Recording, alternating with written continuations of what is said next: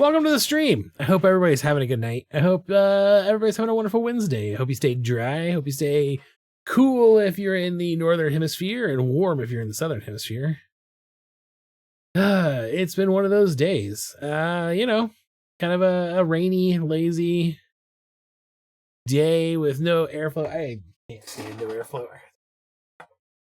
Turn it on real low. Maybe that'll be okay. We'll turn it on low. Keep it flowing. Keep it going. Keep it flowing. So, what are we doing tonight? Tonight we are going to plan the May Patreon. Or draw the May Patreon. I have an idea, but I wanted to collaborate. I miss collaborating. That was my favorite thing about being on Twitch and live streaming. Is that I got to collaborate with all of you, and that was amazing. Yeah. My keyboard out of the way right now. That was what I love about doing this. So hopefully there will be people and there will be collaboration. I don't expect it too much though, because obviously I've been gone for so long and everyone has forgotten about me. You've all moved on with your lives to do something awesome and valuable. And I was here flipping pizzas. Anyway, enough about that. Enough of my rainy soul miasma. Unless you want me to get real close and talk about the smooth jazz on KQHRT, The Heart. All right, so I have an idea. I have one idea for May Patreon. And I think it's a decent idea, but I don't know if it's a good idea. And like I said, I want collaboration and feedback. I enjoy that. Why am I still losing like 10% of my frames? I don't understand. I've got so much. I've got 3,700 KPS.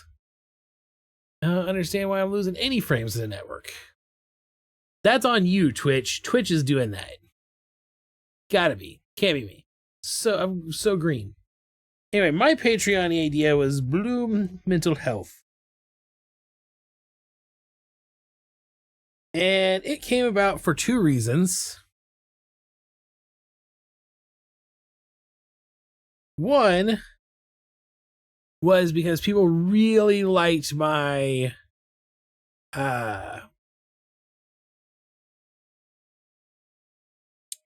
pedal punk. They seem to really enjoy the pedal punk, so I was going to kind of play off of that a little bit is kind of the idea. And also May is Mental Health Awareness Month. It's one of like the causes that is closest to my heart. This is the pedal punk here.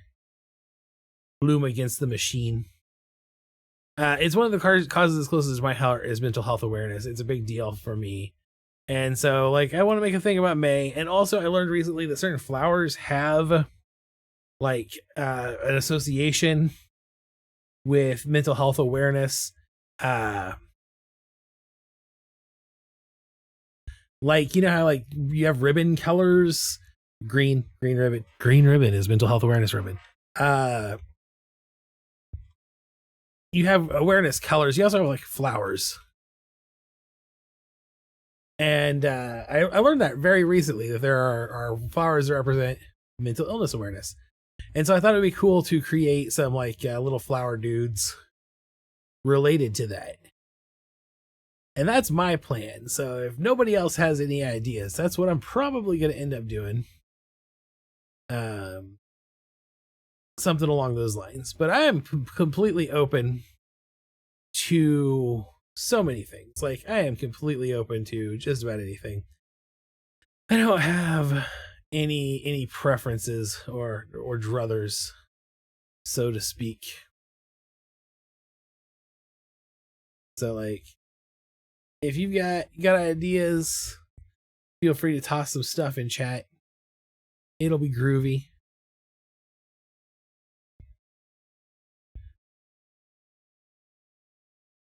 Uh, yeah, so yeah, that's where we're at. My network just dropped off real slow, like, because that's what happens. That's what happens around.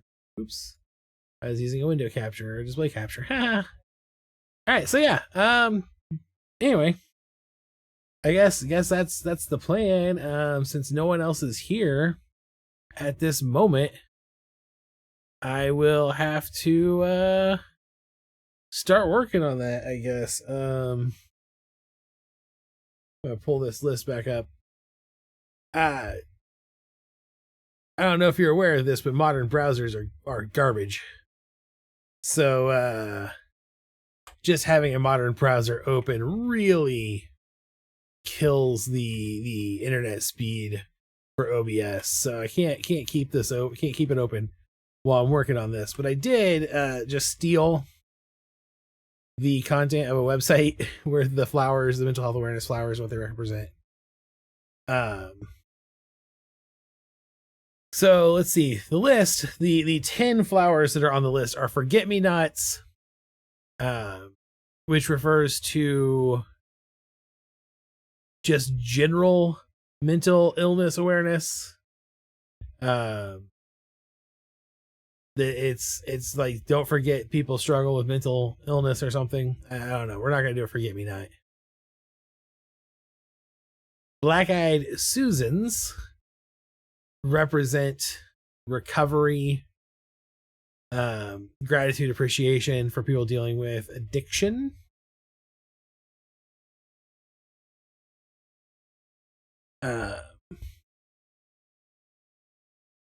Oh, these are not awareness flowers. These are like symbolism flowers. I don't like this. Maybe this is a bad idea. Maybe I've got a wrong idea. This was the list that I thought was about mental health awareness flowers. Mental health awareness flowers.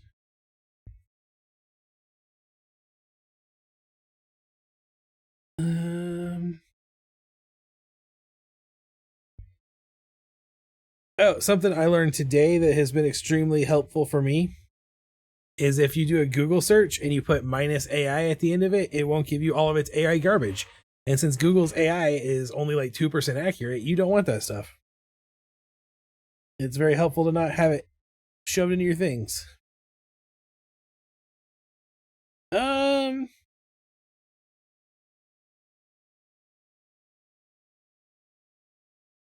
I guess flowers just kind of represent things. This is making me mad because even though I did that on my phone, it's still giving me AI overviews. I hate AI overviews. Let me go on a little rant here. Generative AI is heroin. It's addictive. It has minor practical uses, but it 100% destroys everyone and everything that touches it. And it's in everything we own now. You can't get away from it. Humanity is over. I'm trying not to be a bummer. I'm gonna share a little story. This is a 100% true story. It happened. I ran into Springfield on Monday, just running an errand. And as I was driving down the highway, I literally like felt the switch in my brain flip from like hypomania to depression. Like I could feel my brain like reversing, like it turned around inside my head. And then I got real tired and real angry and real grumpy, and it was a bad day, and I haven't really reverted yet. Been in a pretty bad mood since then. So that's me. Jerk brain is being extra jerky right now. You know how it goes.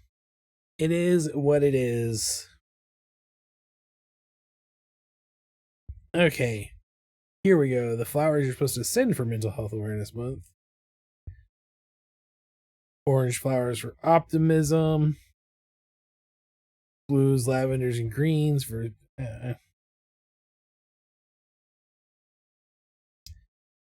maybe this is just a bad idea. I've been really struggling a lot lately with creativity in general. I've been pretty burned out in my brain. It took so much work to do the April theme, and I'm really proud of it. I think it came out great. In fact, wow. Look at how awesome these prints look. It looks great. But it was like a uphill battle the entire time, and that's really kind of why I was hoping to collaborate on May, is because I am really having a hard time with creativity right now. So you know what? I'm just gonna start drawing a little depressed flower. Maybe we'll just draw some flowers with mental illness and just raise awareness. So it's got this little face here. Actually, I'm gonna angle the body so that the face could be angled down more. Yeah, a little depressed looking down flower. Like this. Little stem action going on.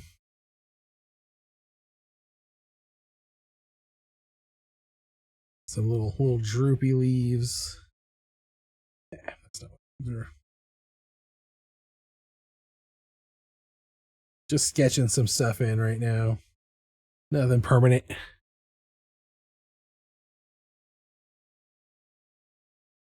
The little weed, little ragtime weed leaves.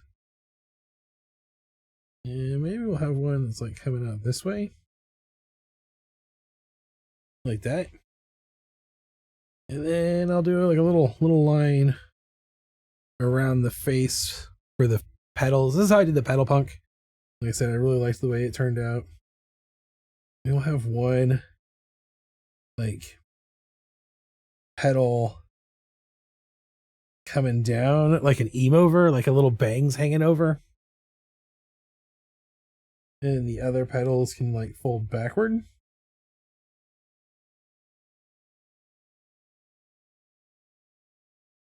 Okay, these hang down like this.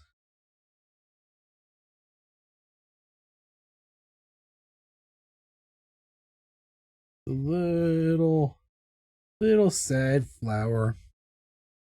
And then we'll come in here. I'm actually gonna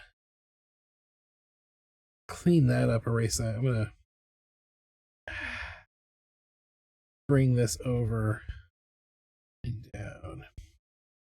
Little face map. Like so.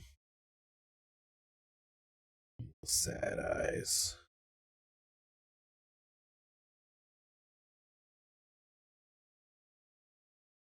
There we go. I actually like this picture. I don't know if this is good for the Patreon sticker pack, but I like it. I'm gonna clean it up a little, do a little cleaner line sketch work here. So I come in a little tighter pencil work.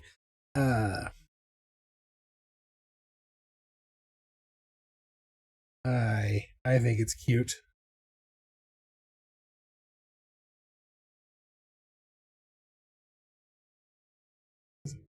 Cross like this. Actually, this should come all the way down to here.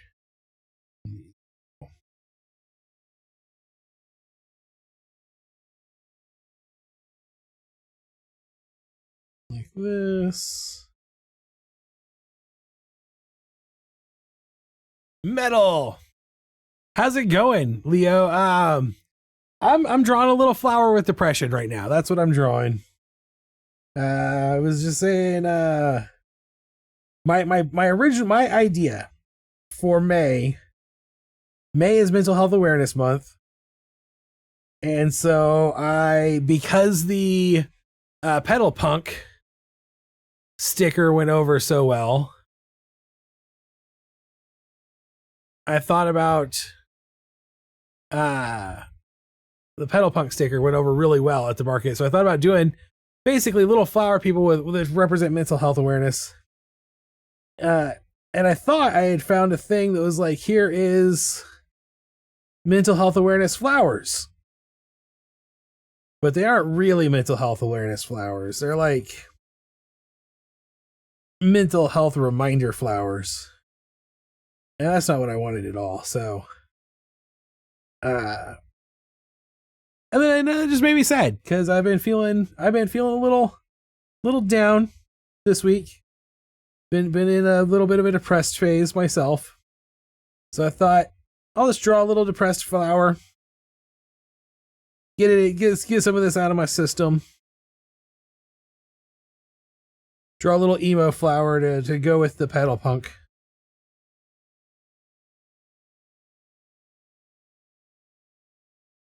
And now that I have, I think it's really cute. I really like it, actually.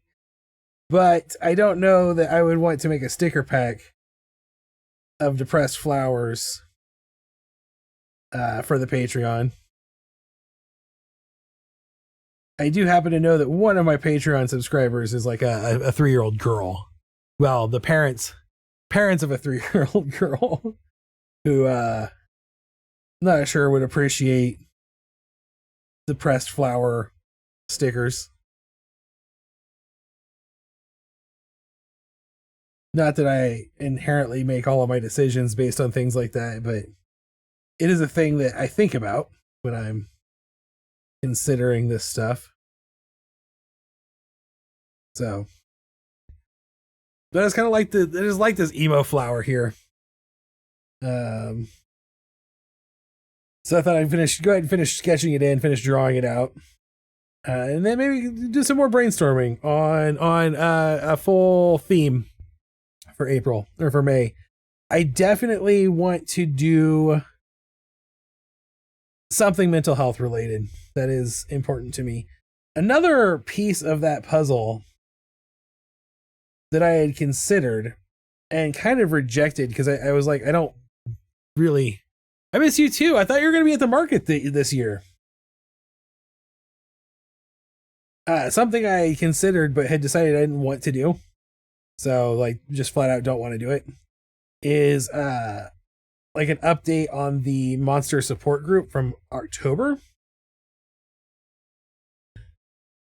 But I decided I don't want to mess with that. I really love just that concept and I think it came out exactly perfect the way it was supposed to. And don't want to mess with perfection.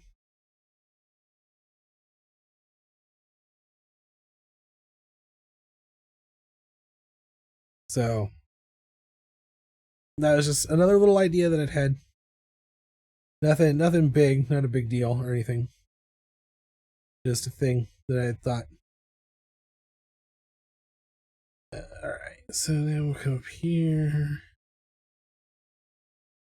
I really like this flower petal emo-over.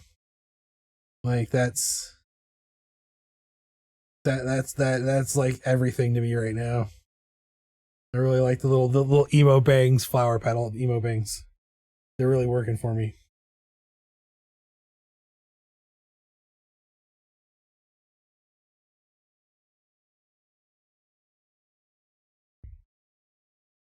Come around. I want this line to be scraggly because I want it to kind of look like a flower petal, which is kind of furry, you know, in some ways.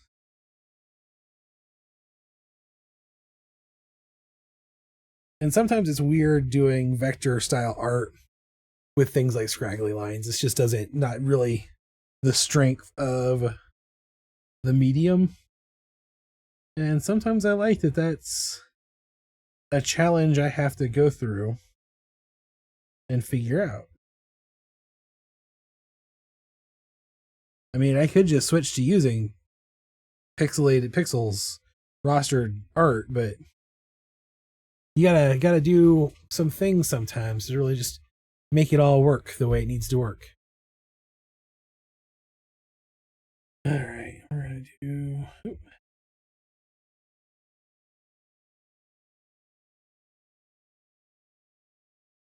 we go. Just keep these little petals. These little petals are supposed to just basically be folded back and hanging down backwards off the back of the flower's little head. That's the idea here anyway. I think I'm gonna make them shorter. Like the bangs were really cut in on purpose. And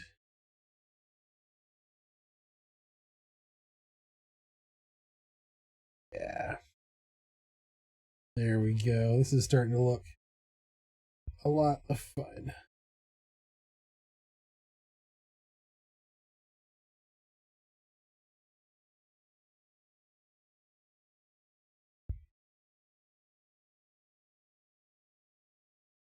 That will overlap a bit more. Just keep the whole thing going, whole thing moving. So completely unrelated and not sponsored. Have you guys tried the orange cream Coke?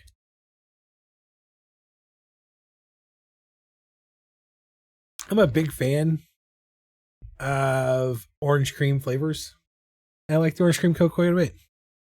I don't know, I've been wrenching a lot, just like people who need help but hate the whole shop experience. Yeah. That's I'm kind of the opposite. Like, oh, I always think in my head that I don't want to go to the market, that I'll hate it, and then I hate like getting up and going and talking to people. But the truth is, I love it. It's really good for my mental health. Like I said, I always think that I'm not gonna have a good time, that I'm gonna hate it the whole time, and then I get there and it really works for me. So everybody's different though. To each their own. And if you don't, if you don't need to go and sit on a Saturday and try to convince people to buy your stuff while they silently judge you, or sometimes not so silently judge you, why do it? You know? Alright, I'm going to turn the smoothness up to do this step.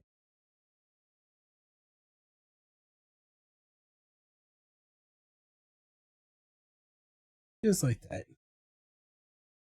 And trim.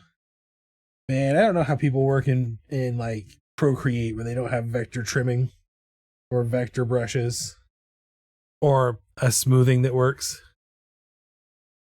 Did like 4 customs for people and just been doing that. I made.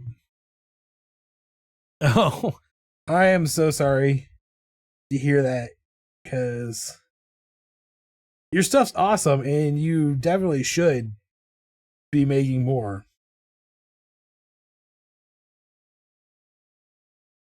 I absolutely love the Carver thing. It's hanging right there on my wall.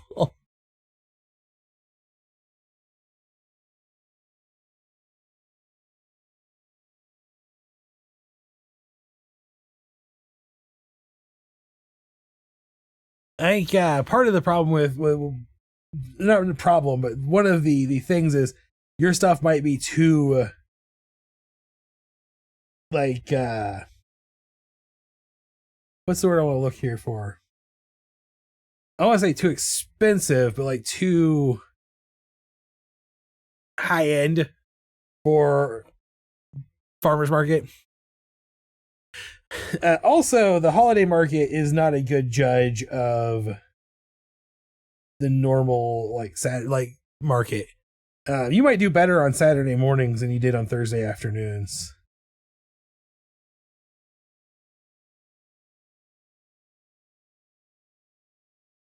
I think the people who come out on Thursdays are more likely to buy stickers and things like that. But the people who come out on Saturdays are more likely to buy high-end stuff and jewelry.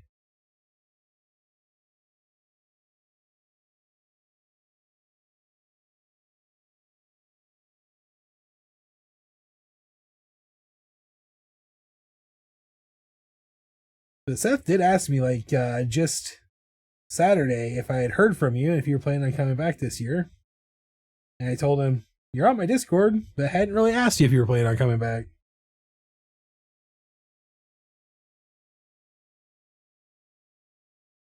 It's like, that's not really what my Discord talks about.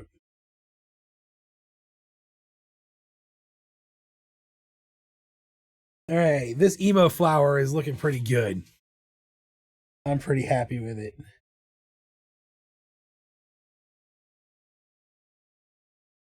What I am going to do, though, I think, is I'm going to thicken up some of the lines by quite a bit. Like, this is an illustration that could use real thick outlines.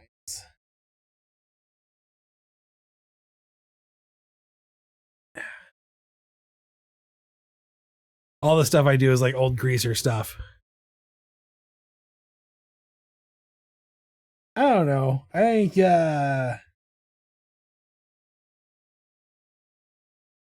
just gotta find your niche. You're actually not even, you don't have to find your niche. You know your niche. You gotta find your audience. You gotta find your tribe. But like I said, I think your stuff's cool. I've seen a lot of the stuff I've seen of yours is really cool.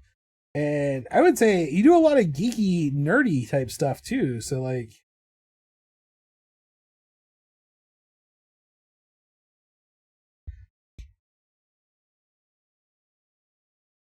I don't know if Big Lebowski references are old greaser. I like the people at the market and stuff, the camaraderie. So yeah, that's a big deal for me. Really, that's what it comes down to a lot of the time. There are people I like to see and talk to there. And that's good. That's what's good for my mental health, I think, more than anything else, is the social interaction. Kind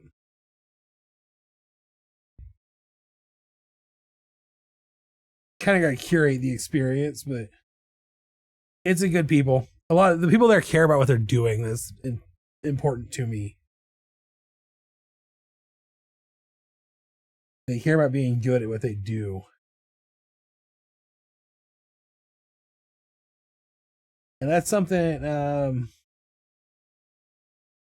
one of those things for me, one of my personal values is like, I always say it's competency, but really it's just doing your best. Like having pride in your work is very important to me. And that was one of the problems with the part-time job that I got to fill in for the winter, was that I didn't really have pride in what I was doing. It didn't feel valuable to me. And so it just mentally caused mental anguish to be doing it, because I didn't feel like what I was doing was worth doing for me. I definitely think it's worth doing. I think it's worth having people who do it. And there are people who enjoy doing it and do it exceptionally well. I was not one of them in either aspect of that. I did not do it exceptionally well, and I didn't particularly enjoy doing it.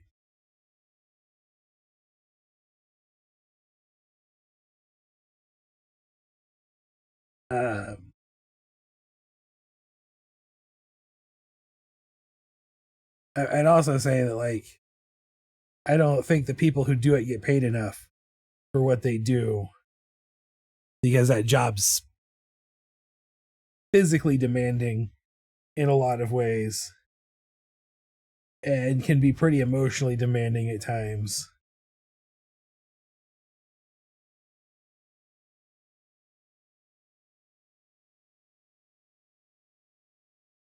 And also, people should not order pizza at 3 o'clock in the morning, just as a general rule.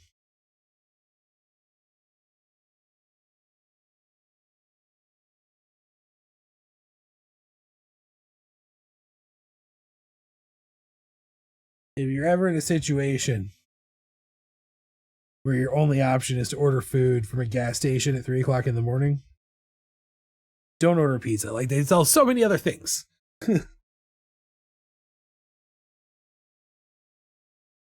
And the other things are so much easier to make.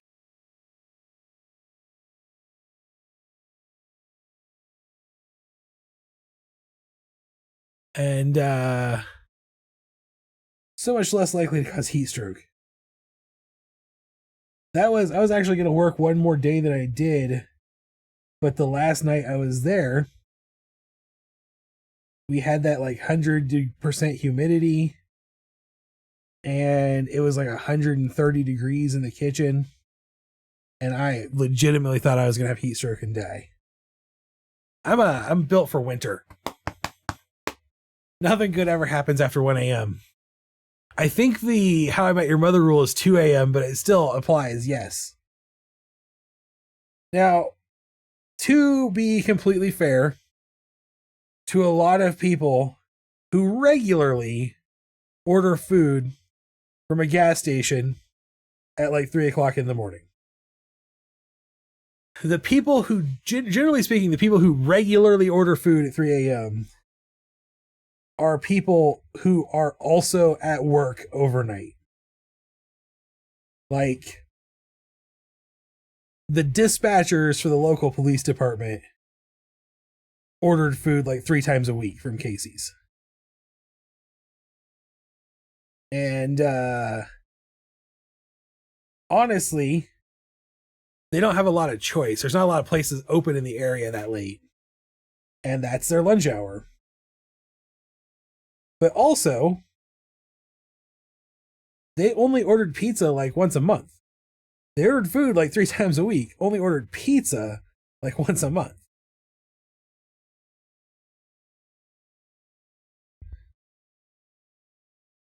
So, again, that whole, if you got to, don't order pizza. I'm actually going to really thicken up this line around the eye. So it's like super thick eyeliner.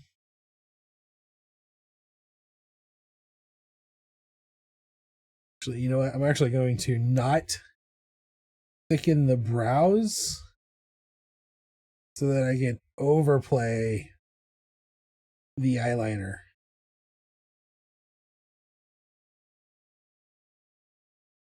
There we go. I like that. Emo flower. So depressed.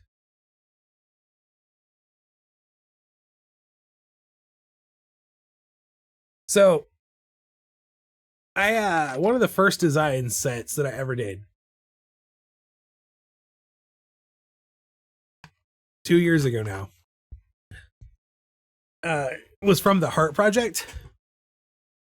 And the Heart Project color codes, it's like teal for anxiety kind of thing. And I made brain stickers that were like, I think I've got one on my laptop, because I'm bipolar, with the colors. So maybe we'll do that with the flowers. Maybe we'll do flowers with those color schemes.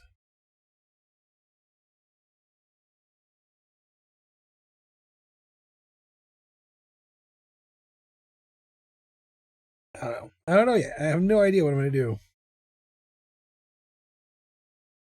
I do know that I am definitely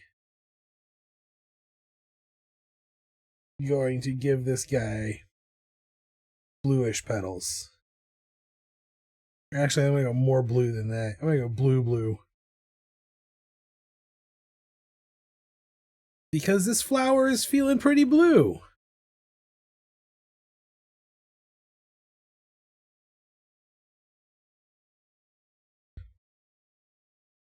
I'm blue, la da dee da doo da.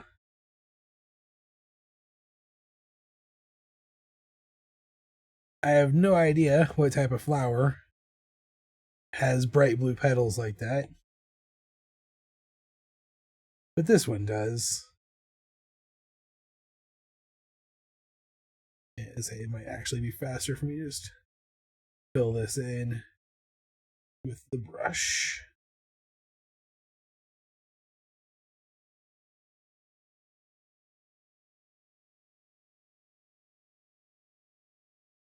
Then black pupils.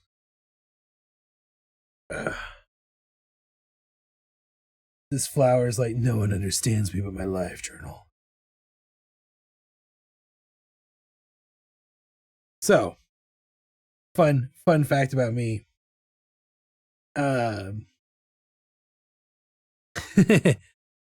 It's funny to me that we always talk about, and by always, I mean millennials 10 years ago, 15 years ago, 20 years ago. Talk about LiveJournal as being like the home where you go to like talk about your depression. Because when I was going through my divorce, I was in a real bad depression state. And I was writing about it on LiveJournal a lot. And one day on LiveJournal, I got this message from a friend going, I'm going to unfriend you on LiveJournal because you're too depressing. And I was like, oh my God, I'm too depressing for LiveJournal. That was a bit of a wake-up call for me personally. You know when you're too depressing for LiveJournal, you've hit rock bottom. Anyway, 15 years later, I went to therapy.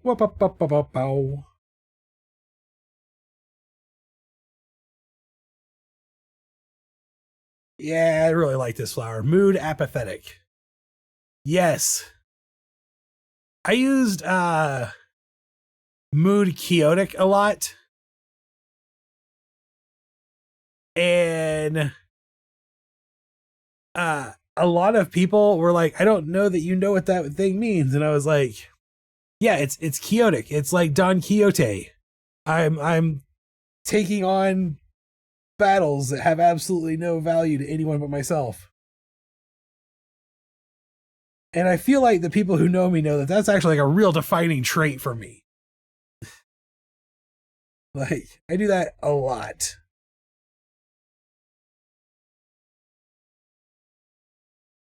All right.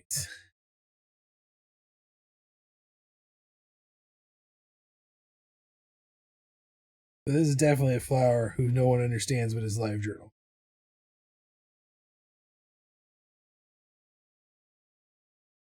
He prunes himself. Or she. This flower is non-gendered. We're gonna use they. This is a non-gendered flower. Flowers don't specifically have gender. I used to read people Xenia or Zanya or something. I remember something like that. Wasn't it spelled an X? Something like that. I remember something like that. I do. I actually got a notification back in April. It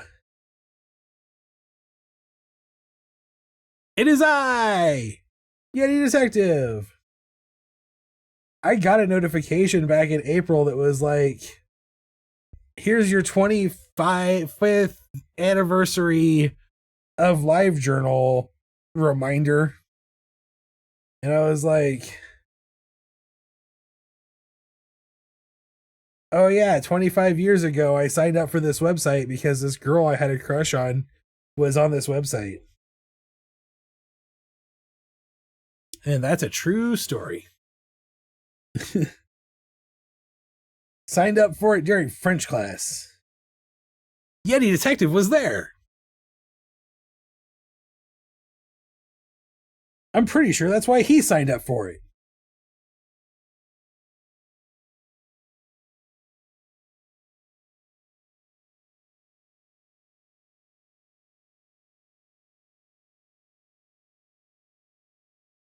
Yeah. Emo flower is awesome. I like this emo flower.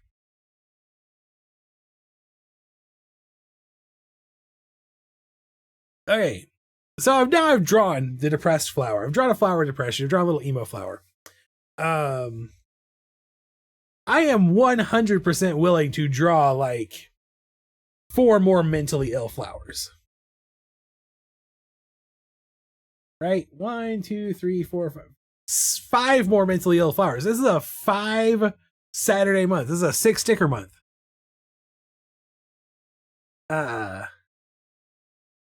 So I'm willing to draw more emo, more depressed, more mentally ill flowers, or brainstorm another idea. Like I said, this was my kind of gut idea, and I don't know if I like it anymore. I like this flower, don't get me wrong. I just don't know if I like it as a concept to build an entire month theme around. So if you guys have ideas, if you have ideas for something you'd like to see as a theme, feel free to chime in and let me know. I'd be happy to discuss them. I miss collaborative audience participation. I miss it so much. It made my life so much easier. I felt like a million times more creative when we were collaborating. I signed up for French Fry because Nathan P. talked me into it. But did you sign up for LiveJournal because a girl you had a crush on thought it would be cool to sign up for LiveJournal?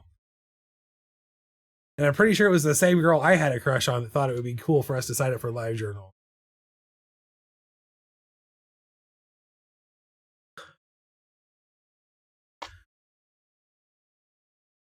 And without being crass, she's the reason you don't go to Chicago anymore.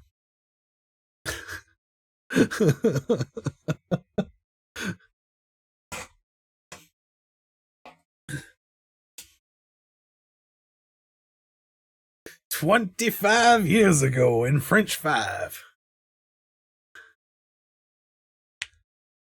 Which that totally could not have been 25 years ago. That could only have been, I guess it could have been 25 years ago because it would have been 2001. So if they're like counting all of 2001, so it's really only 24 years ago.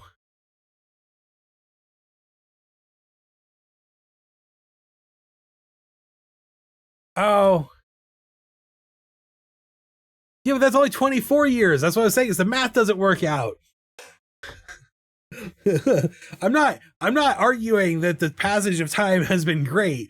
I think this is imprecise. I think LiveJournal is wrong about it being the 25th anniversary of my LiveJournal, because I feel like it was April of our senior year, which would have been 2001, which would have been 24 years of LiveJournal, not 25.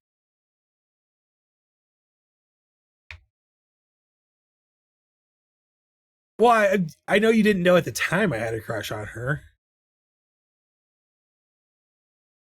Yeah, I did have a crush on the other person, way bigger. That was a big one. Yeah.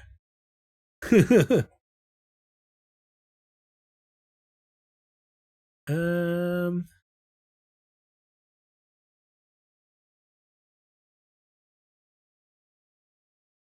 Come on, let me. I can't ban from OBS. Twitch. Gotta log in to the website, slow my stream down. Gotta log in. Get rid of this person over here. I don't need to buy my followers.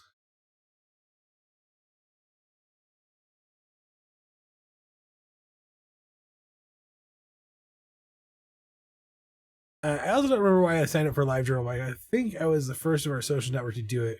Or at least my reason didn't come from anybody we knew IRL, though I am sure it was because of a goth girl crush on, just not one I knew in real life. Well, I remember specifically in French 5 one afternoon, we all signed up for LiveJournal on the computer in the French 5 classroom. You might have already been signed up. Maybe you already signed up. Maybe I just signed up that day and didn't know about it. French class is also the reason I knew about Napster. Believe it or not, internet. I learned about Napster in French class. Little Matt was a little behind. It was weird. I was one of the first people I know to have internet, and one of the last people I know to learn about certain trends. So let's see. I was like, high school me was like wearing a beret, a black trench coat.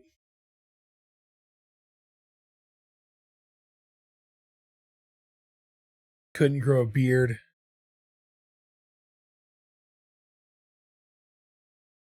Clothes all hung off me, all dumpy like.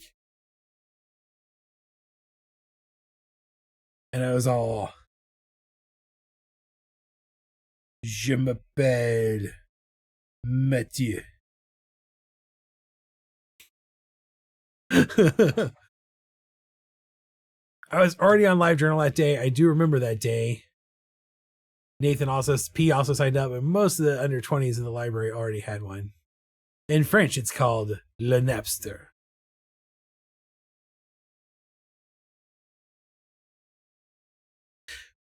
It's weird when you look back on your life and you start to realize some weird things. Like, I signed up for Gmail while it was still in closed beta. And I'm like, there are people alive right now who are allowed to vote and drink alcohol who were born after Gmail entered its public usage. I've had the same email account longer than some people I know or have been alive. You know, that's scary. Scary.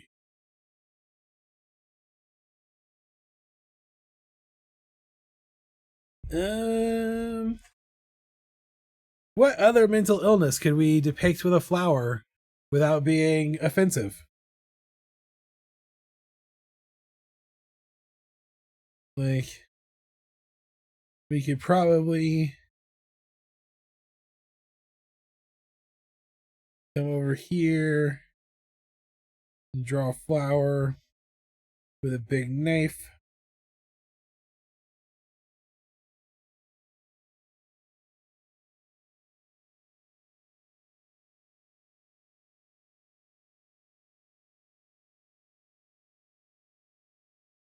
I don't know what mental illness this flower represents, but he's got a big knife. Maybe.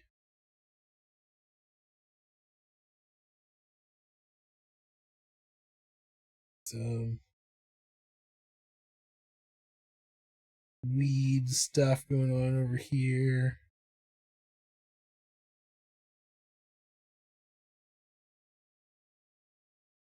We're going to come in here.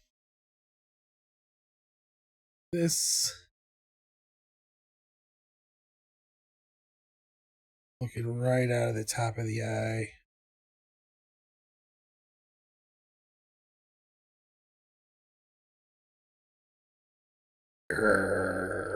I'm evil flower.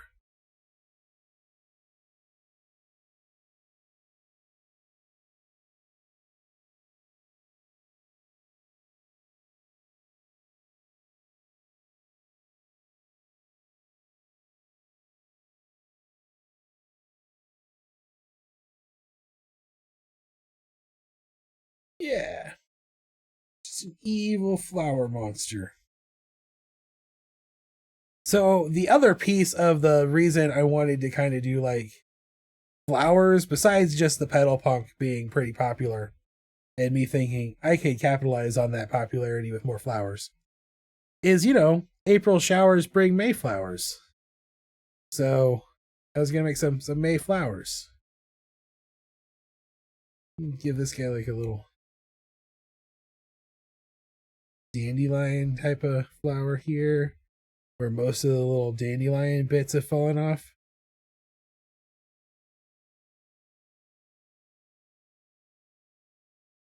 then we'll have like a little halo of the grass bits left over. So that could be a thing.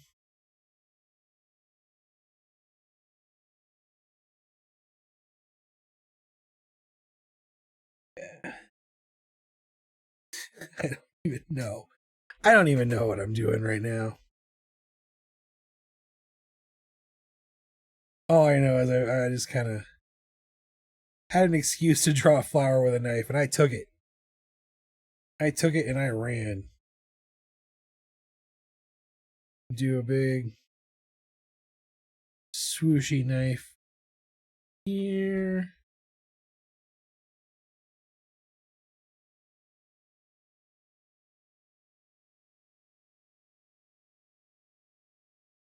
Oh, reminiscing of the time. Yeah, speaking of the 90s, I got called out today by YouTube Music. And I shared it on Blue Sky. I might have shared it on Discord too. I was looking for some validation. I only got validation on Blue Sky. Blue Sky was the only place where anyone was like, that sucks, bro. That hurts, bro. YouTube Music has always had like custom mixes that it makes based on your listening habits, the music you listen to. And then it makes little mixes, little playlists for you. Auto-generated playlists. And because they have to put AI into literally everything, they have added a thing so where their AI now names these playlists based on the themes. And it was not nice to me. Although very accurate. Like I can't say it was lying.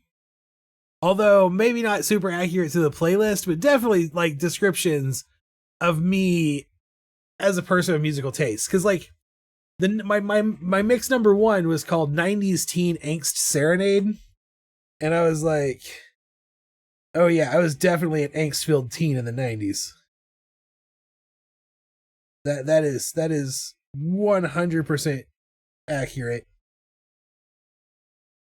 And then the next playlist was called Synthwave for Afterlife, which isn't so much insulting as just like kind of true.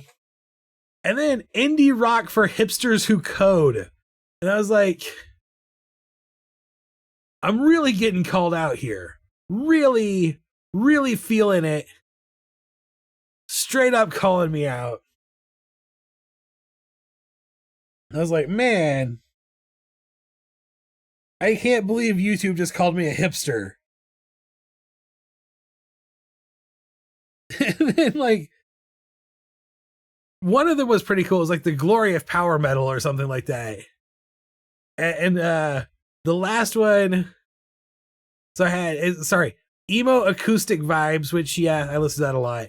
And then power metal glory. And I was like, I'm seen. I guess I should say I feel seen by the YouTube robot. But it didn't have to point out my foibles like that, you know?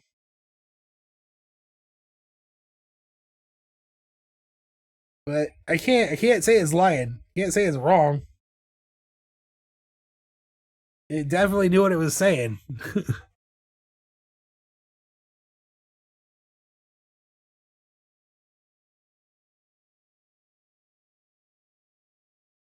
I do not know French for the hipster.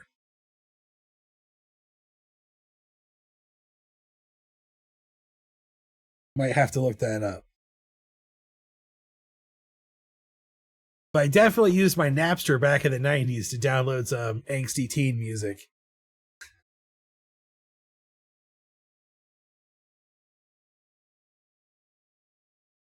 Angry Flower.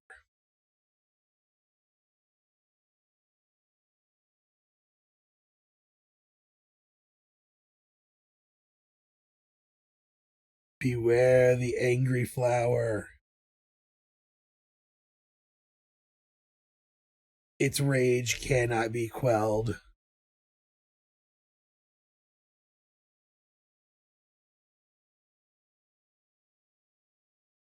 It was a happy flower once, and then you blew all of its little fluffy things off. And now it knows nothing but unquenchable rage.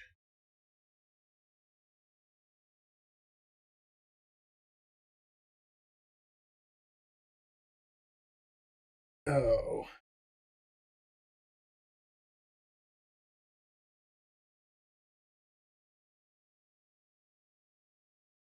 I have just so everyone knows, I do still have the Wheel of Requests. Right now it's got just a couple of things on it. Including Sloth on a hang glider. Their Yeti detective. I did grab that out of Discord, so I got a 20-year badge on Steam. Oh. That's less depressing than a 25-year badge on LiveJournal. Although it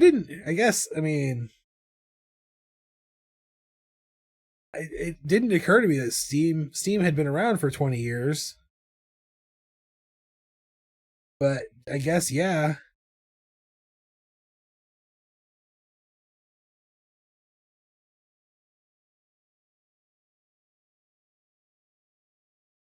It really has.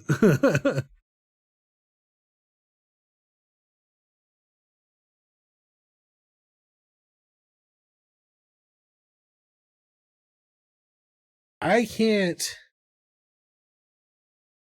remember when I first started using Steam.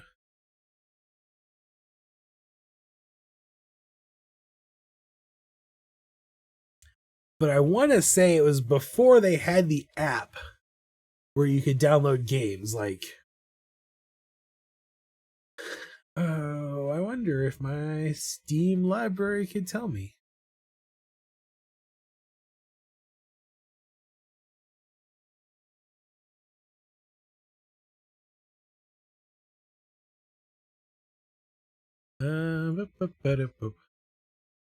Profile. If I go to my Steam profile, I'm a level 10 Steam.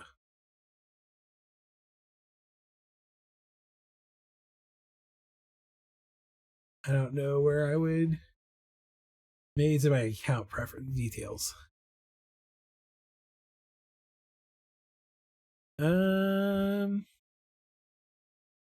I don't even know. I don't know where I would go to look to see when I open my Steam account. I had to get it when I bought Half-Life. That's what I was gonna say. I feel like I've had like Steam from when Valve was still a video game company before they did the app. Like my Valve account is probably older than my Steam account, if that makes sense.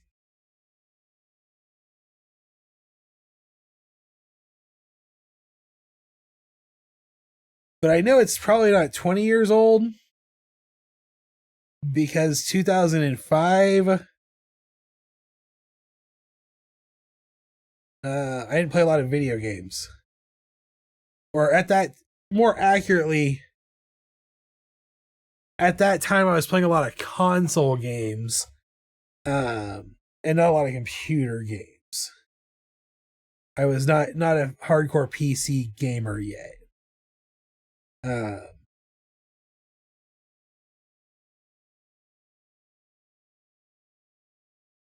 In fact, 2005,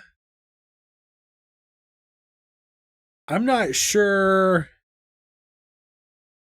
if the computer I was using in 2005 could even run a video game.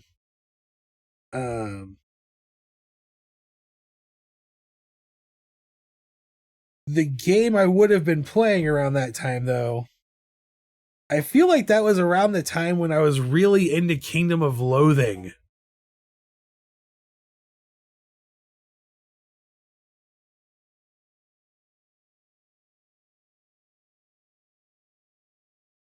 ...2005 would have been right before I moved back to Kansas City from Springfield the first time.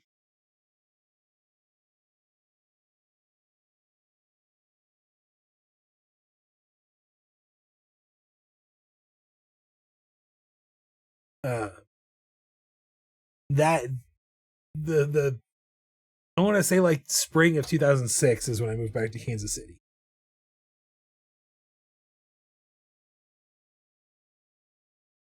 Feels like so those. I know 20 years is a long time, but it like that time period, like 2005 feels longer ago than 2001 to me. Like the events of that era of my life feel like I'm farther removed from them than high school.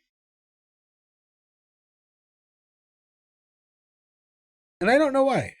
Like that's weird, right? Like I should probably talk to a professional about that.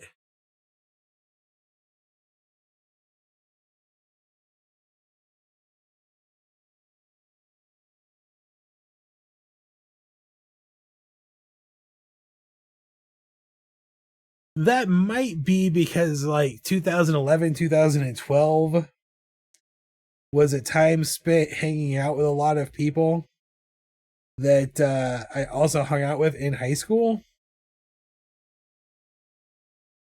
And so like there was this little micro high school era in the early 2010s for me.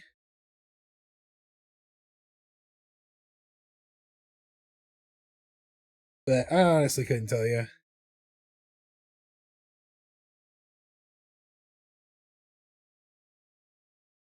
I graduated therapy. I'm fixed. I don't need any more work. My hand is shaking pretty bad tonight.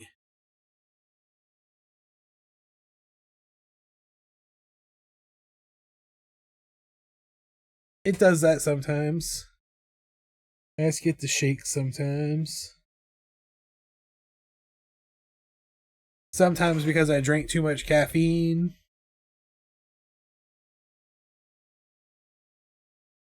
Sometimes because my medication is wearing off. And the medication I take is actually like an anti-seizure medication.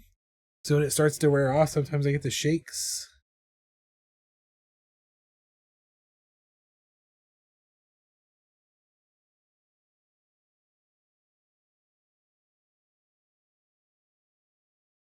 Sometimes I don't know why I'm getting them. I just get them. Little tremors in my hands.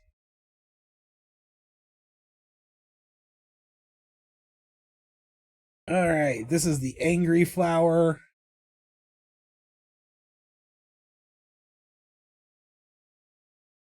Yeah, I feel like this can't be the Patreon sticker pack. I just feel like this isn't going to work as the Patreon sticker pack. I'm going to go with a slight brighter green on this one.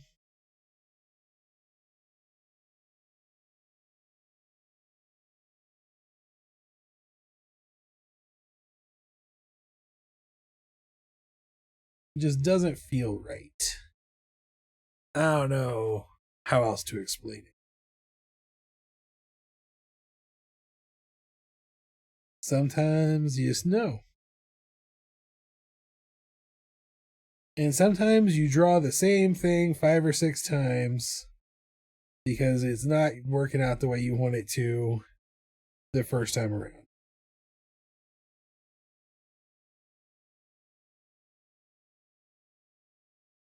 Let's go.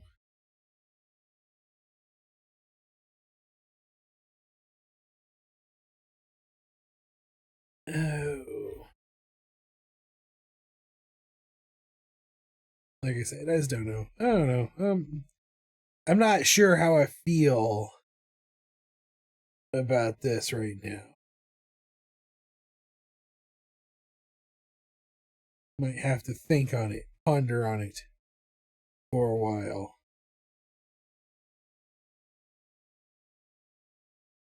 Make decisions. In completely unrelated news, I've been re-listening to Welcome to Night Vale, which is one of the best podcasts of all times.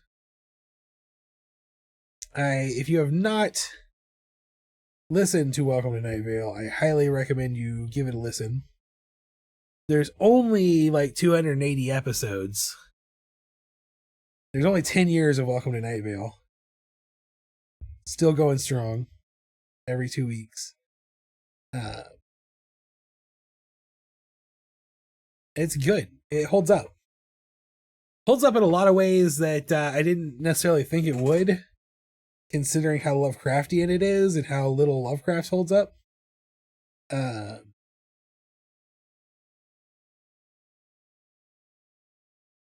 it was pretty self-aware and ahead of its time. So it holds up pretty well because it was so far ahead of its time. What if we do something like this?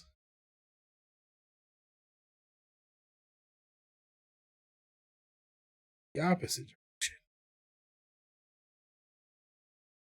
And go. Bam. Yeah, now it looks like it's all hunched over.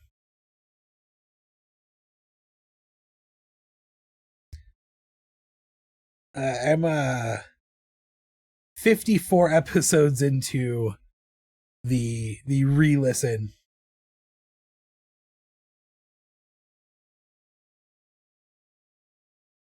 And I had forgotten some cool stuff. I also forgot how star-studded the Welcome to Night Vale voice cast is.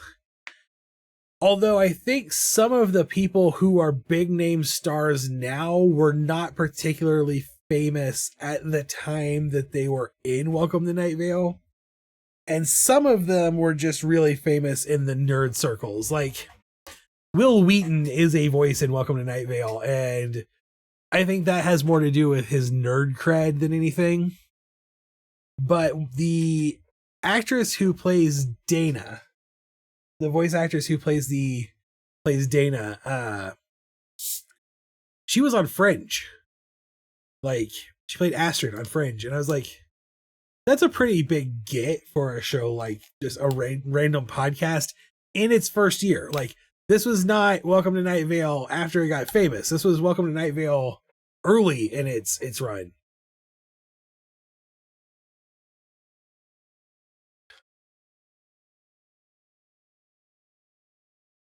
So, you know.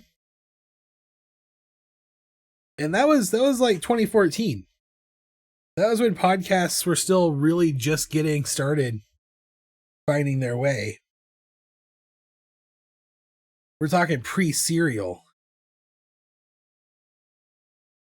Although I have a confession to make. I have a confession to make about podcasts. I love podcasts and audiobooks. They're some of my favorite things in the world. I love listening to content, driving around. It's like driving around, listening to the radio. People tell me stuff on the radio. It's a thing I love. I enjoy quite a bit. That said, like, the first podcasts I used to listen to were like Radio Free Loathing and Viking Youth Power Hour, and those weren't podcasts. They predate the iPod. This is going to be an Apple rant. This is an Apple rant. It makes me angry when we rename things that already exist to match Apple branding, because that's all Apple is branding. Boom, I said it. Mara Wilson is the faceless old woman who lives in your home, who secretly lives in your home. And Mara Wilson was famous as a child actress. And I think, like Will Wheaton, she was famous in nerd circles at that time, and really is still probably mostly famous in nerd circles today. from her writing more than anything else. All right, this is homicidal flower. So we got a homicidal flower, we got an emo flower. What other type of flower character can we make? We gotta come up with 6 of these dudes. It's May's got 6. This is a 5 Saturday month. How have we never talked about the Viking Youth Power Hour? We talked about the Viking Youth Power Hour 20 years ago when Viking Youth Power Hour was a real thing still. And I know we've talked about Viking Youth Power Hour when we did podcasts. For those of you who don't know, Yeti Detective and I used to do a podcast. We did like 10 episodes or something. Which honestly is more episodes than most podcasts get. I've done a few podcasts over the years.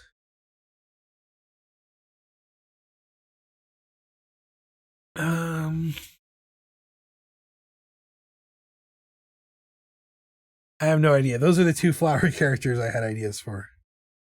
These are my 2 emotional states.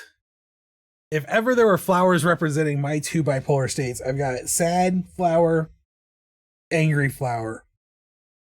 Sad and anxious, raging. Those are my 2 moods.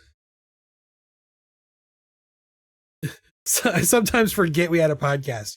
We have lived long and full lives, my friend. It's weird to me, like I like I said, in my brain, for some reason in my brain, like high school is more closely associated than like 2010. That's proof the police are useless. They didn't even try to stop us. Like most people probably going through midlife crisis, I sometimes forget how old I actually am. And also that like most people pick a thing when they're young and just do that for the rest of eternity. And I'm not that guy. So there will be times when I'm having conversations with people and I'm like, oh yeah, I've done that and that and that and that and that and that. And people look at me like I'm, I don't know, magic, crazy, insane because of all the stuff that I've done. And really, I just tried a lot of stuff. I've done a bunch of podcasts. I've written some books. I've made videos. I've made training videos. I've done voice acting. I've drawn doodles on the internet. You know, I've done a lot of stuff. I wouldn't say I'm good at any of it, but just try doing stuff. That's what I think. I think the lesson of my life, and this is something that came up on the Discord, like, you don't have to be awesome at something to try it. In fact, you're not going to be awesome at something when you first start doing it. That's not the point. If you try it and you like it, you'll eventually get awesome at it. There's no such thing as natural inherent talent. That is a myth and a lie that a lot of people believe, and that it hurts a lot of people. A lot of people are hurt by that lie. The truth is, what we see as talent comes from one of 2 places. And this is 100%, there's no other options. There's only one of 2 places. 1, a person tried something and they liked it a lot. So they kept doing it and they did it a lot and they practiced a lot and got really good at it. That's one form of talent. The other is someone had parents that forced them to do something a lot. Even though they hated it, they had to do it a lot and they practiced a lot and they got good at it. Because the truth is, there's no such thing as an inherent talent ability to do something. It all comes down to practice. So just go out and do a bunch of stuff, and you never know what you're going to like until you do it. You got to try a little bit of everything. Try everything.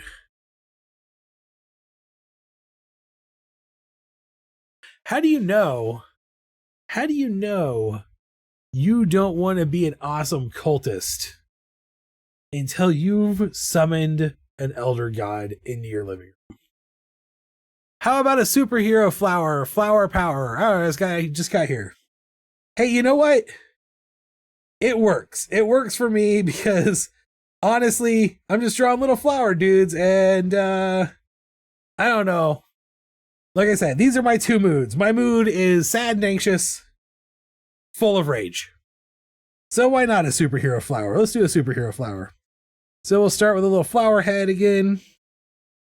And then how am I gonna do a superhero pose with a flower? I definitely want like chest out. So maybe we'll go stem forward like that. And then have some leaves come up and curl back around for hands on the hips. Flowers can kind of control bees a little, I feel like. Bee control is a superpower. Bee control is a terrifying superpower. Like, I feel like you could be a superhero who controls bees, but you're much more likely to be a super villain that controls bees. I'm just saying. That feels true to me. And then we'll come back down here and we'll have some leaves down here like that.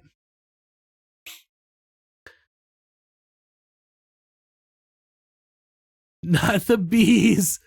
His name is the Pain and he's in Metal Gear Solid 3. Oh. If you don't have a good AoE attack, you're done.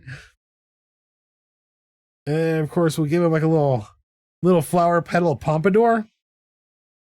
Right? That's the right term I'm looking for there, pompadour. And maybe the other flower petals will be a little shaggy like that.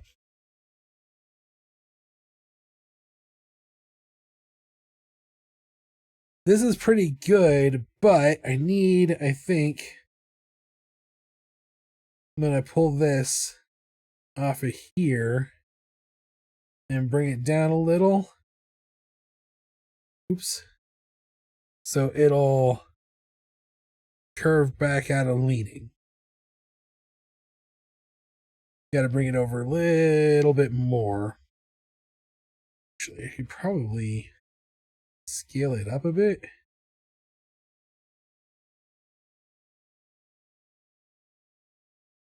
There we go. Yeah. That works a bit better, especially if I bring this down. Like that. Means these all need to be a little longer too. So really what I'm trying to do here, the flipping is just a way to see how I'm leaning. But what I'm trying to do is this is his chin. And I'm trying to get his chin lined up with like a foot anchor of some sort. Oh yeah, that's the point in which I stopped playing the game. Literally, that's his thing. He controls bees and brings in weapons. They bring in weapons. Oh. That's cool. On the topic of try everything, I never would have thought I liked Metal Gear Solid, but now I am foaming at the mouth for it. Be curious, it works for cats. Yeah, because that's an important thing there, right? That's a good point. This is... I'm going to go on to a sociological rant now. And I blame capitalism for all things. Always. The axiom is curiosity killed the cat, but satisfaction brought it back again. That's the full axiom. Like most of the axioms in American culture, we cut off the important half because only the bad half works for capitalism. Like, you're not a good corporate slave if you're curious about things. Trust me, it's very hard to be a cog in a wheel that's curious about the other cogs and why they turn.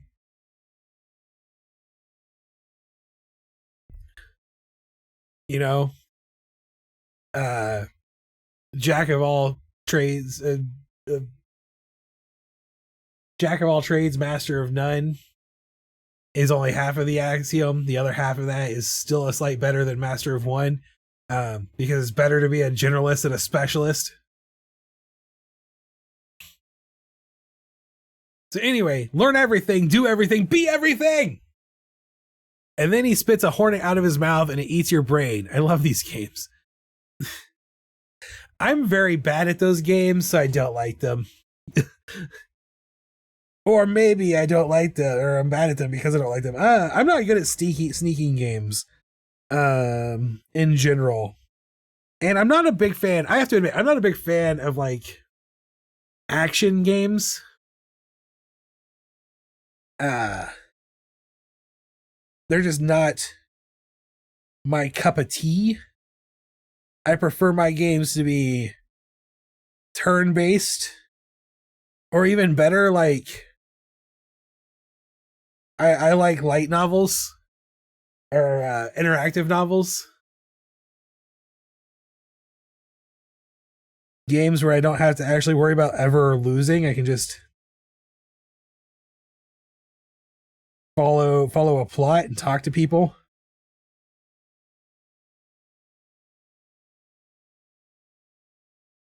Especially ones like Root, where my interactions with people actually determine what happens in the story in a really fun way. The first game I ever played that was like that, visual novels. I have not played any Ace Attorney games because they were really popular at a time when I did not have a console and they were Nintendo exclusives. But Ace Attorney games seem right up my alley. I only play games that I can be better than them. The first ever visual novel style game I played was a game called Tender Loving Care, which is also available on Steam. And Tender Loving Care was a full motion video game. And FMVs are a very 90s thing, where they had literal actors literally act out stuff in the game. And you followed this couple, and it would show you videos, and then it would ask you a series of questions. And based on how you answered the questions, it changed the story. And that was the first game like that I ever played. And it like psychoanalyzed you. It was awesome. It was an awesome game. It was very messed up though. Like some of the possible storylines were super messed up. But I actually own it on Steam. And I would love to stream it, but some of the scenarios are not like Twitch appropriate. Maybe someday I'll do a Discord stream and play TLC. I love FMVs, especially if they're awful, and they are all awful. They're all bad. Like very, very few good FMVs. Like there are good games. There are games that are good games that are FMVs. But the FMVs, like the video sequences and effects and stuff, are not good. And I had so many FMV point and click adventure games. My problem was I'm not good at horror. I'm not good with horror. I'm not good at doing, like watching, reading, playing horror games. And most of the really, really good point and click FMVs were horror. Phantasmagoria, Seventh Guest, those kind of games. I think it's late enough to say this, but one of my dear friends once said to me about dating sims. This is visual novels related. I like them because if you answer the question correctly, you get to see nudity, just like real life. That is true of H games. Not all dating sims are H games, but we know a lot more about your friend now. Resident Evil 1 has an opening closing as FMV, and the acting was the worst. It brings me so much joy. Night Trap. Night Trap is an example of an FMV that had some. Well, Night Trap got a lot more rap than it actually had. Like, it did not have nearly as much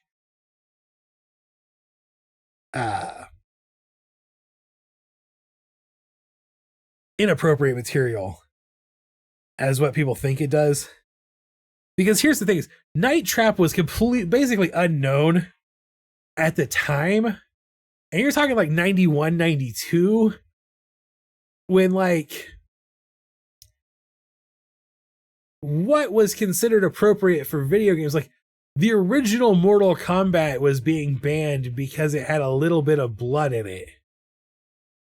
You know, like by modern, when you hear about how big the controversy was, and you think in modern standards, you think way worse than what actually existed.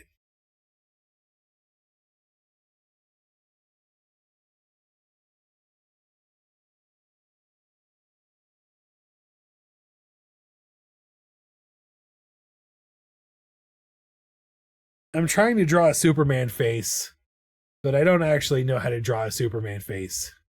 So I'm going to have to pull up a Superman face reference art. And you know, if I'm going to draw a Superman face, it's going to be Bruce Timm Superman. Bruce Timm Superman. Do do do do do do do do do do do do.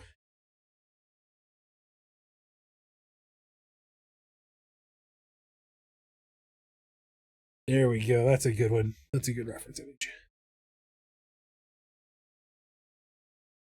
So we're gonna come in here. We're gonna go like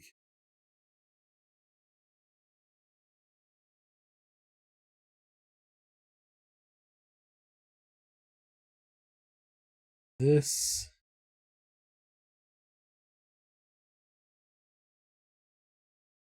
And then maybe what we need to do to really bring it home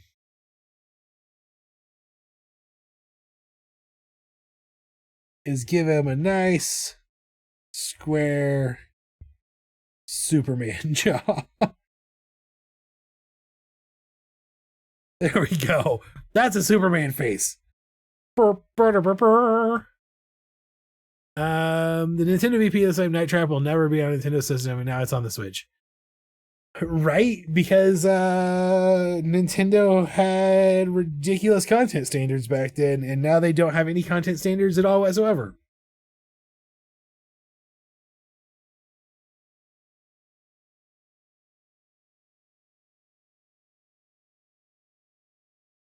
DoorDash is telling me that if I wanted to make lots of money, I would go Dash right now. Okay. All right, so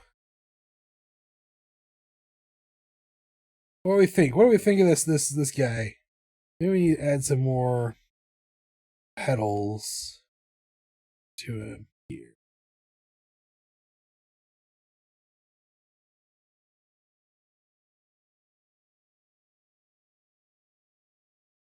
Maybe we'll just make the sticker pack May flowers and we won't worry about any actual theme other than just little flower dudes. Now let's make flower dudes. It'll be fun.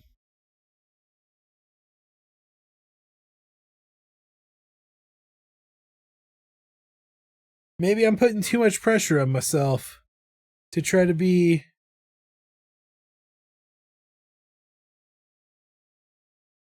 thematic.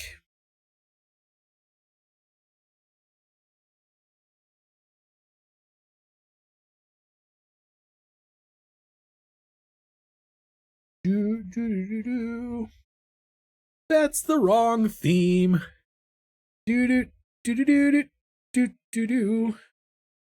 Oh, yeah. A leaf cape? That's a good idea. Let's do a leaf cape.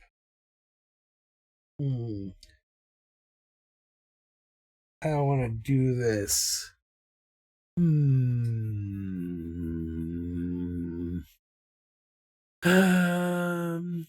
There's straight up AI games on the Switch, and I hate it.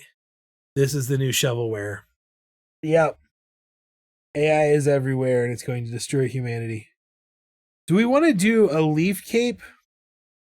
Or do you think we could come down and do like a big flower petal? Like something like that.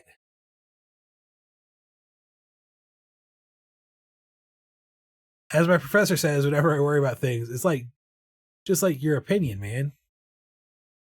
It is my opinion. This is I agree. A lot of things are completely subjective. And there's a lot of things where stuff's like your opinion. And a lot of that has to do with taste. Right? Like the taste in what you like.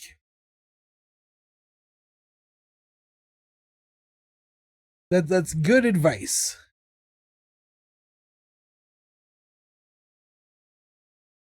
The other side of that coin, though, and this is kind of a sticking point for me, and a thing that happened to me a lot at my old job, like my old job from before I moved back to Missouri.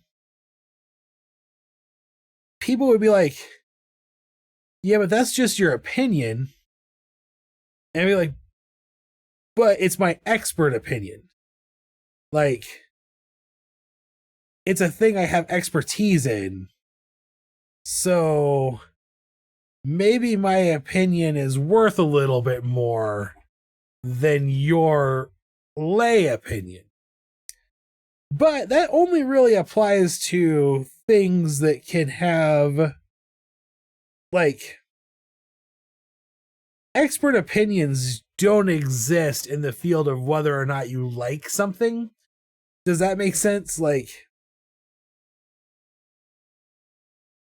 you can have an expert opinion on if a cartoon is well animated, right? Like, you could say yes or no, this cartoon is well animated. Here is the industry's definition of good animation.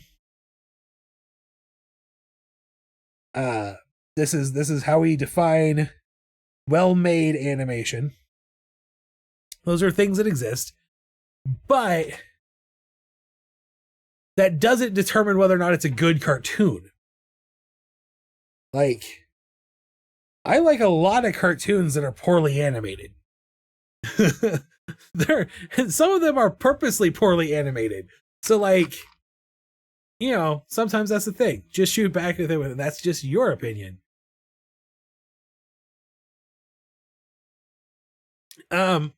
A lot of times in those situations, I could say, like, that is my opinion, and mine's the only one that matters in this situation.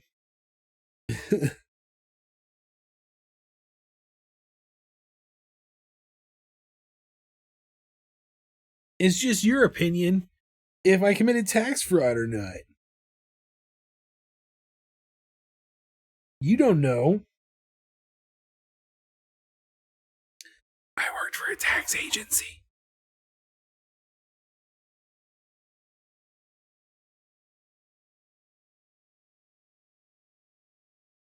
Like, one of the issues with that particular job, one of the challenges, it wasn't an issue. And it was one of those things where you just had to hammer away long enough and you eventually got people on your side. When I started there, they had never had a communications professional on staff before. They'd had a public information officer, which is not the same thing. Like, a public information officer, especially one who is a former journalist, is a person who they're communications professionals, but they're not business to customer, government to customer, government to citizen, marketing style communication professionals. They write they write press releases. They do interviews, but they don't like actively seek out campaigns on communications. So when I started there, most of the people in the agency were used to doing that stuff without any kind of guidance or oversight or quality control. They're just used to all doing their own thing. And I don't blame them or hold it against them that they had ownership over their work, because that's important. I was saying earlier, that's one of my personal values, is like taking pride in what you do and having ownership over your work, finding value in it. So like I don't resent that they had that, but that is the challenge, was convincing them that just because, one, that was the way they'd always done it, did not mean that was a good way to do it. And also that I was not their enemy, that I could help them. And some of the people who absolutely hated me the most when I started became some of my biggest advocates before I left. So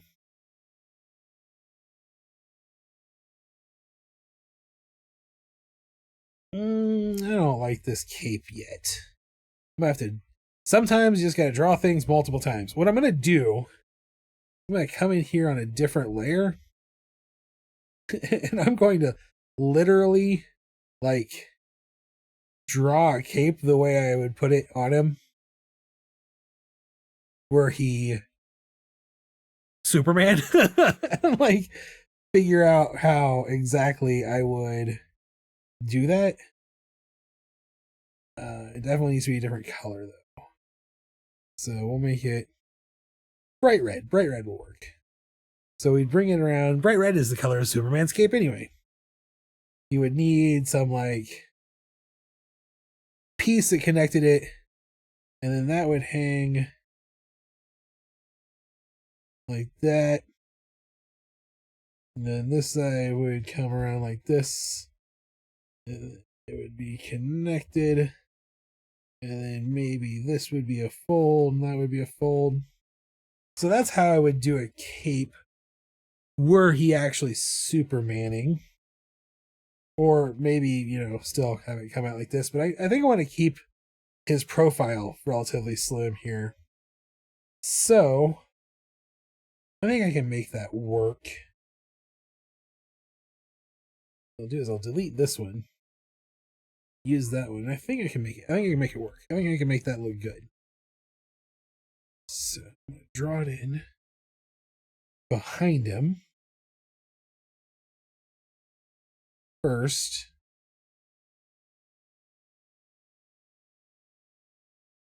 And then what we'll do is I'll bring this in like that. You were probably right. Doing it as a leaf, I think, is going to be the best way to go here. And then just have this folded like this. There we go. And then maybe just a little. Okay, so now what I can do. Oh no, I did that on the wrong layer. No, I didn't. It's fine. That's fine. It's fine that I did it on this layer. That just makes it easier to trim. You have to trim instead of erase, that's all. Do.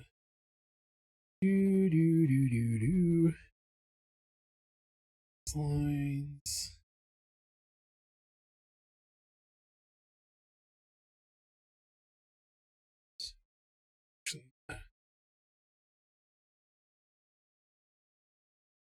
That.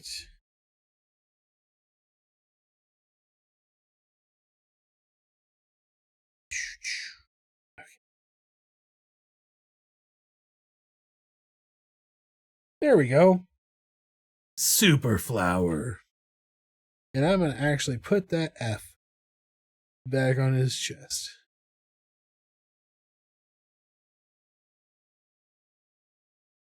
For flower! Okay.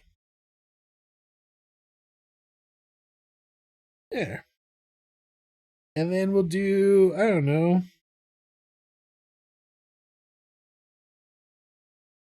dark gray petals. Surely there's a flower out there that has dark gray petals. Like Superman's hair. And then we'll do maybe a more pale yellow for the whatever that middle part of a flower is called. A little bit darker green maybe. And maybe for the cape leaf, we use a lighter green.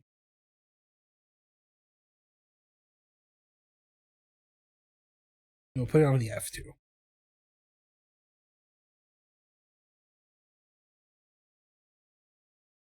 And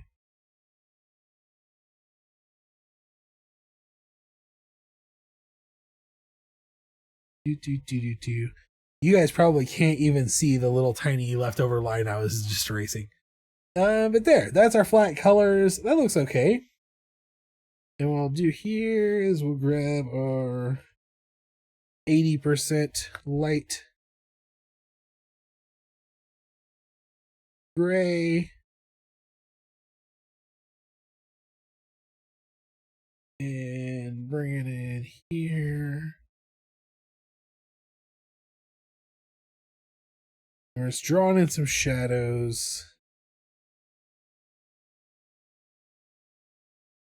And really, actually, what I'm drawing in is some highlights, and everything else will just be in shadows on this hair. That's how Superman gets done. Son.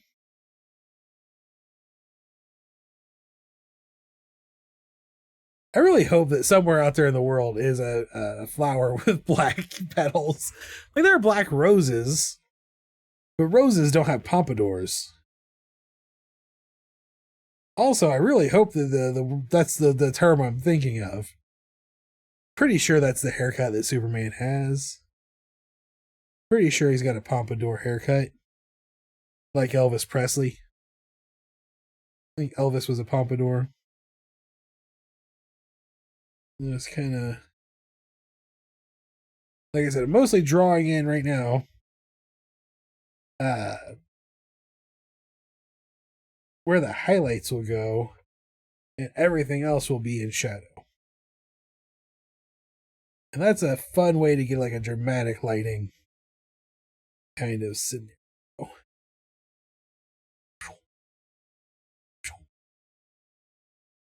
And we'll do kind of the same thing on the leaf in the back.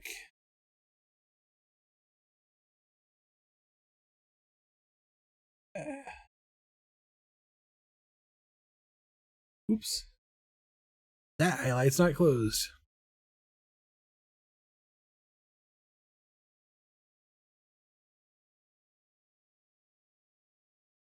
All right. So, Archangel Agent, did you watch the VOD for Monday's video where I made the Burger Knight into a 3D model? Black tulips, irises, violas, other ones I can't pronounce.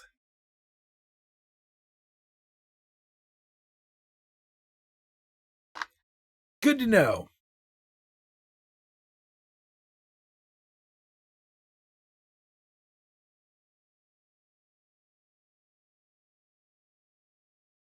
Superman flower. Superman flower has to stop murderous rage, Dandelion.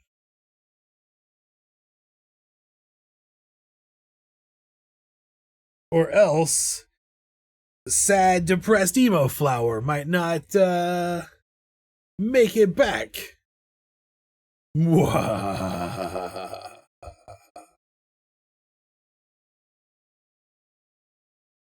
All right, what other type of flower could we draw? This is fun. I think I like the idea of just drawing. Okay, here is my marketing brain has been working on this theme pack just now.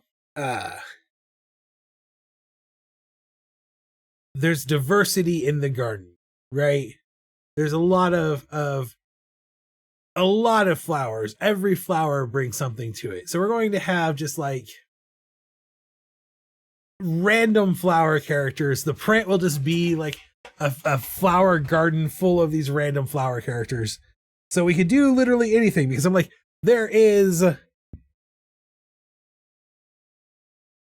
so many types of flowers. The world takes, excuse me, it takes all types. We celebrate the differences and the diversity around here. We celebrate what makes us weird and awesome and cool here at Taco Viking.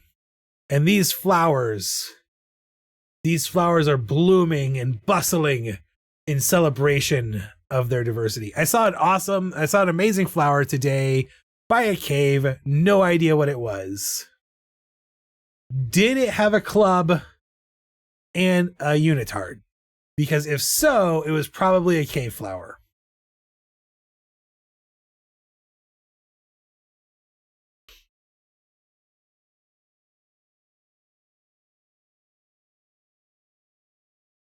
You know, cave flowers are pretty big.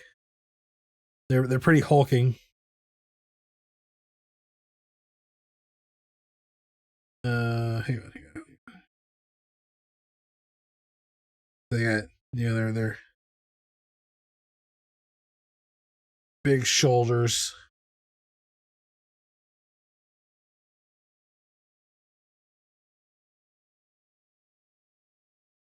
Definitely always wearing a unitard or a leotard. And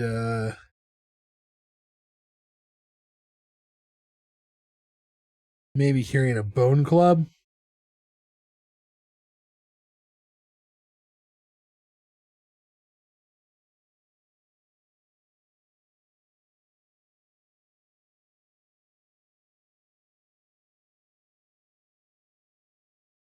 Like so. Cave flower.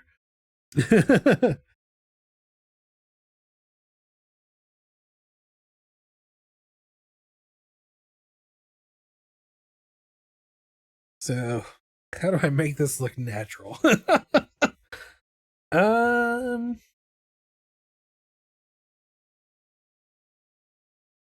Brow ridge has to protrude. Definitely needs a chin butt. What type of flower has a chin butt? There's a song, Waltz of the Flowers, Dancing Flowers. I'm a big fan of a 90s band called the Wallflowers. They were definitely on my angsty 90s teen playlist. Oh.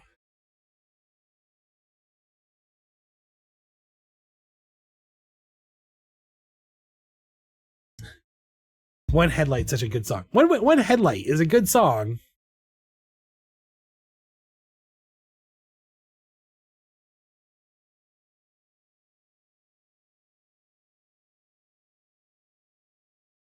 Ugh, light plant.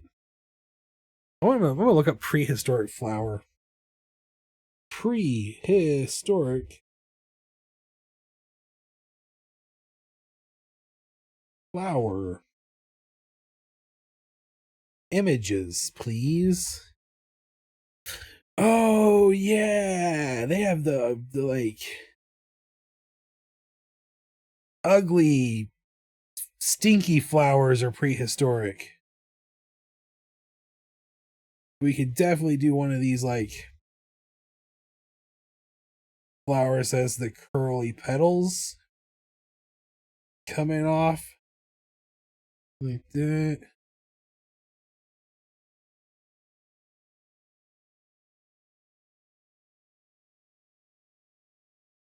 actually going to bring this up to a new layer. And we'll bring this back. Bring his head back like a little bell tube here.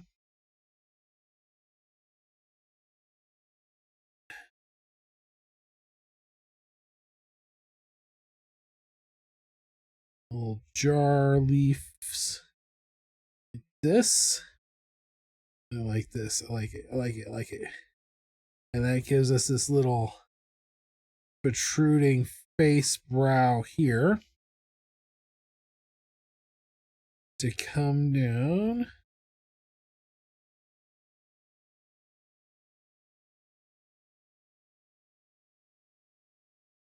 Like this.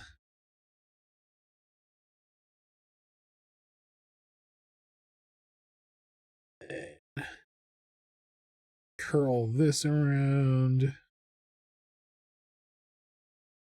down to his little stem bit.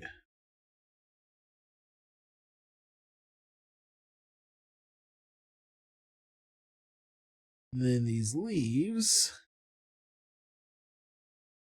can come up and curl around his bone club.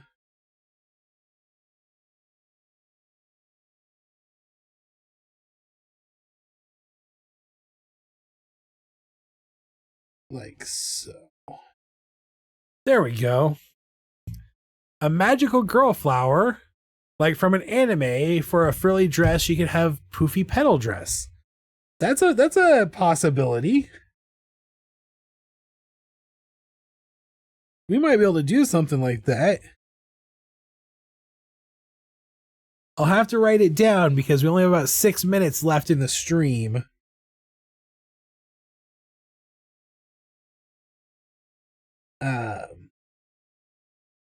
My plan for right now would be for the next stream to be on Saturday night at 8 p.m. And we'll just draw. We've done 3 flower dudes so far. We need to do 3 more. That's not counting. So we need to finish. We'll have to finish Cave Flower. And then do a couple more after Cave Flower.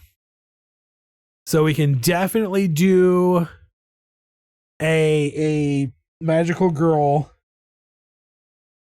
Rose Princess. I feel like you're right. You're creating lore. I have just been reminded of when I was a teen girl discovering manga. There was one called Kiss of the Rose Princess, a rom-com about a girl that has these cards she uses to summon the Rose Knights. That sounds very much like a lot of the manga I've read.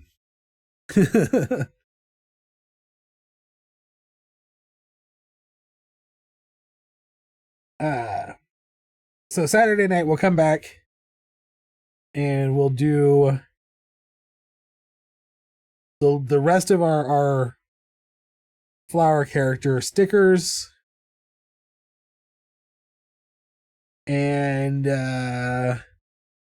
maybe after we get done there, if we have time,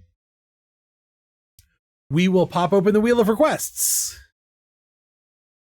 Currently, there are only 2 things on the Wheel of Requests. There is Acorn Man's arch nemesis, the Villa Nutscracker, and a sloth and a hang glider. You can add things to the Wheel of Requests live on the stream by just putting them in chat. Or if you're on the Discord, you can go to the requests or suggestions channel in the creative corner and put your suggestions there, and they will get added to the Wheel of Requests before the next stream.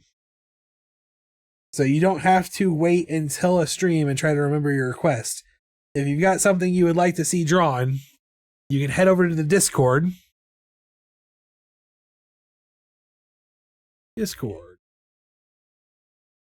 There's the link. You can head over to the Discord and put it in. You don't gotta wait. Every request stays on the wheel until it gets drawn. And we just spin the wheel. When we don't have anything else to draw, we spin the wheel and then we draw whatever comes up. So feel free to add whatever you want to the request. I will do my best to draw it. Sometimes it's not really something inside my wheelhouse, so you'll have to bear with my interpretation of the request, because I have a very distinctive, very, very niche abilities. And sometimes people ask me to draw some stuff that stretches those abilities out of my comfort zone, which is good. That's a good thing. It's good to stretch out of your comfort zone. But you have to realize that I can't necessarily draw everything everyone always asks of me, because I am not that skilled. my skills are not that diverse. But I'll try. I will always try and do my best. And that's all, ultimately, all any of us can do is our best.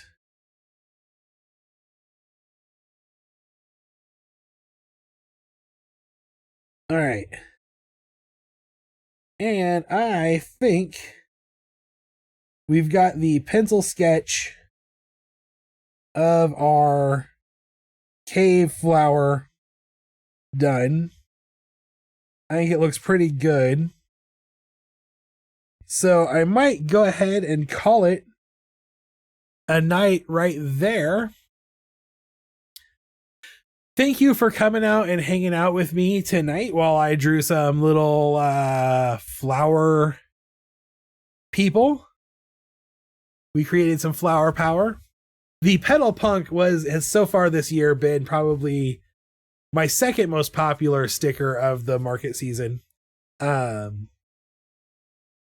Dopey Dog has definitely been more popular. But as of tomorrow, I have 50 Brainy Beans left to give away. I will have them at the market tomorrow in Springfield, Missouri, C Street, Commercial Street, City Market, 4 p.m. to 8 p.m. I'll have 50 Brainy Beans. I also have some special Mother's Day stickers for tomorrow night only. They're little alien Mother's Day stickers. You can come see us. We're doing a Mother's Night for the market, Mom's Night at the market, Thursday night. I have also I don't have any because they were commissioned. They were market commissions, but I did a sticker for Saturday also. Actually, I do have one. I saved one for myself. Come Saturday, and there's a special sticker for the C Street Market for Saturday that was commissioned by the market that I did for the market. So you won't get those from me. You'll get those from the Mother's Day stuff going on at the market on Saturday. That's 9 a.m. to 2 p.m. Make sure you jump on the social medias and vote for which of the Hug Hogs you would like to see. Would you like to see the Hugging Hogs or the Hug Hogger? Right now, as of this moment, well, as of the start of this stream, the Hug Hogger was up by 2 votes across all of the social media platforms. 3 votes. I'm sorry. The Hug Hogger was up by 3 votes across all social media platforms. The poll on Discord closed, but you can still reply to the poll. If you have not voted in the poll, you can go ahead and reply to the poll with your vote, either Hug Hogger or Hugging Hogs, and I will add it to the tally. Or you can vote on Instagram, Facebook, YouTube, until tomorrow night at 11:59 p.m. The only reason the Discord poll is closed is because Discord requires that I set a closing time and it doesn't give me a lot of flexibility in what those closing times are. So like it had to be 3 days or a week. I've already drawn next week's sticker. So the Hugging Hog winner will be the sticker for Saturday and Thursday. And I will have the next poll ready to go as soon as this one closes. I will put it up on the Discord tomorrow night. The election isn't over until 11:59. That poll closed. I was just explaining this. You weren't paying attention, Yeti Detective. But he is up. The Hug Hogger is winning by 3 votes across all social media platforms right now. Tomorrow night, after I get home from the market, I will put up which of the sugar sharks will be the next sticker. And I will put up the poll on Discord for an entire week. So it will run through all the way through Thursday.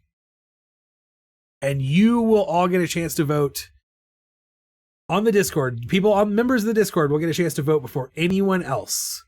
The rest of the vote will not go up. The rest, I'm not going to acknowledge that comment in the chat. The rest of the world will get to vote starting Saturday, but those people who are smart enough, wonderful enough, kind enough, and beautiful enough, and creative enough to have joined the Discord will get to vote starting tomorrow night on which sugar shark becomes the sticker. Vote early, vote often. Vote like your life depended on it, because it always does. Every election, your life depends on every election out there. So make sure you get out and rock the vote. Anyway, thank you for coming and hanging out with me while I doodle. I had a good time. I hope you had a good time. It feels good to be back on stream. It feels good to be collaborating again. It feels good to be coming up with some new ideas. I feel creative in a way that I haven't felt in a really long time. Go out into the world. Do everything. Do all the things. Try everything. Who cares what anyone else thinks? They all suck anyway. Humanity is a dumpster fire, and we don't give a crap about their opinion. Stay safe. Stay healthy. Stay clean. And most importantly, as always, remember to stay weird. I will see you next time. Hang out for just a second. We are going to raid the crap out of Paramin's stream. Thanks for watching. I'll be back Saturday night.